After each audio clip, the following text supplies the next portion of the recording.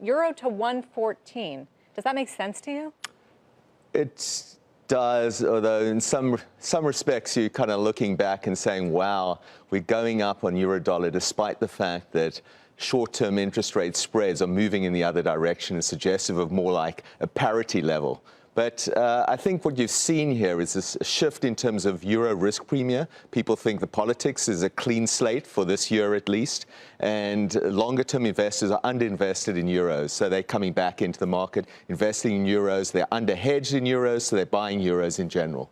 Now, if you look at the picture for euros overall, is there a sense from the multinational corporate side of things that they're well-positioned, corporations on both sides of the Atlantic, with the way that euros are moving right now? Or is there a sense that it really does need to kind of move perhaps a little bit further down back towards that parity level in order for people to feel balanced about what's happening? No, I think actually people feel a little bit offside in terms of the fact that the euro is going up after such a long period where there were so many doubts about the euro and the euro's longer-term performance. So I think people are now having to catch up with this euro move, and it tends to drag people into buying euros as the euro goes up, reinforcing the move.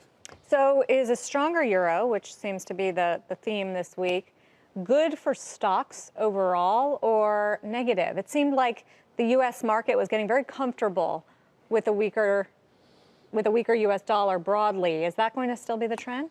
Well, it's somewhat helpful for U.S. stocks, of course. It's not terribly helpful for European stocks. So there's definitely a relative play there as well. But there are a lot of different things going on here right now. And oil's very important as well. Softer oil prices, I think, is ultimately supportive of global growth and helpful for global equities in general. And it's keeping bond yields lower, which is, I think, absolutely crucial for stocks as a whole.